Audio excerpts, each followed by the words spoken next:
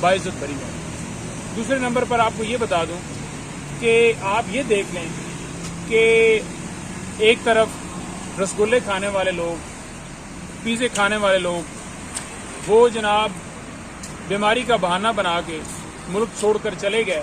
اور مزے کیے ہیں انہوں نے، اور دوسری طرف آپ دیکھیں کہ ایک بے گناہ بندے کو، بے قصور بندے کو، جس نے زندگی میں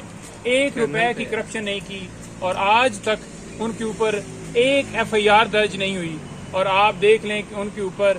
جب ان کی حکومت گئی ہے رجیم چینج کے ذریعے، ان کے اوپر سینکڑوں کے حساب سے FIR درج کر دی گئیں، ان کے اوپر کیسز بنا دیے گئے۔ کل کا فیصلہ 15 دن کے بعد آپ دیکھ لیں کہ پہلے بیل ہی نہیں لگتی، کبھی جج صاحب کہتے ہیں جی کہ چھٹی پر ہیں اور ان کی ڈیوٹی جج نہیں ہوتے، کبھی پراسیکیوٹر بیمار ہیں، کبھی یہ ہوتا ہے جناب کہ تیاری نہیں ہے۔ تو یہ ایک لمحہ فکریہ ہے،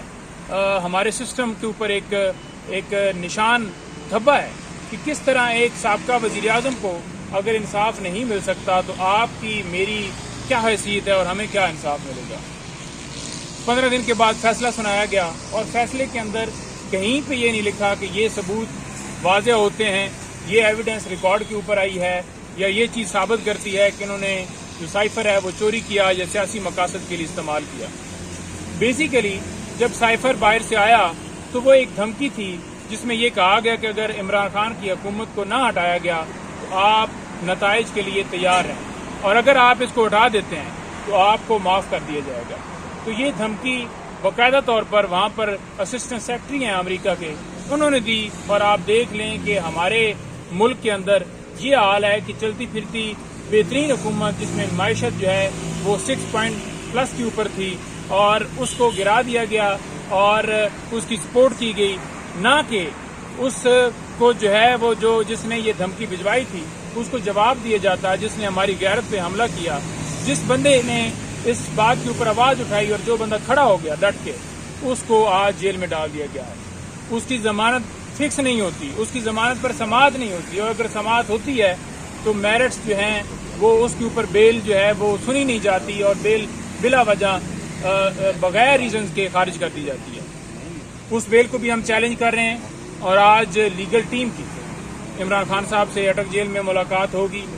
اور واضح طور پر ان کو جو ہے کیسز کے حوالے سے اپڈیٹ بھی دی جائے گی، مزید ان سے انسٹرکشنز دی جائیں گی۔ دوسرے نمبر پر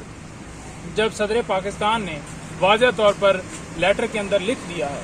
کہ جناب 90 دن کے اندر اندر الیکشن ہونے چاہیے، اور انہوں نے 6 نومبر کی ڈیٹ وہاں پر مینشن کی ہے، تو دو رائے بنتی نہیں ہے۔ اب الیکشن کمیشن اگر دوبارہ بہانہ بناتا ہے کہ ادھر سے ڈیٹ آئے گی، ادھر سے ڈیٹ آئے گی، تو سپریم کورٹ بھی واضح طور پر آپ کو پتہ ہے کہ KP کا وہ معاملہ یا پنجاب اسمبلی کا،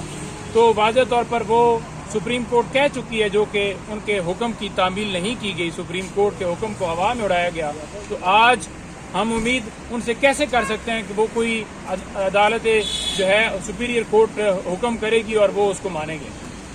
تیسرے نمبر پر بات یہ ہے کہ جو بات کی جا رہی ہے کہ وہ واپس آ رہے ہیں اور بڑا دھمال ہوگا،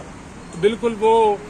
جیل کے لیے تیار ہیں، کیونکہ وہ ملک سے بھاگے ہوئے ایک بھگوڑے ہیں اور اشتہاری ہیں۔ تو جو اشتہاری بندہ ہوتا ہے جو ملک کے عدالت کو نہیں مانتا اور بھاگ جاتا ہے، عدالتوں کے سامنے سرنڈر نہیں کرتا، تو پھر اس کو جو ہے اس کی واپسی کے اوپر گرفتاری ہوتی ہے اور وہ اسی مقدمے میں جیل میں جاتا ہے۔ آپ جن کو بھگوڑا کہہ رہے ہیں ان کی اتنی طاقت ہے کہ لندن میں بیٹھ کے انہوں نے عمران خان صاحب کو اندر رکھا ہوا ہے، اور انہوں نے کہا کہ جب تک ان کو سیاسی طور پر فکس نہیں کیا جاتا میں پاکستان واپس نہیں آؤں گا۔ شاید انہی کی ضد ہے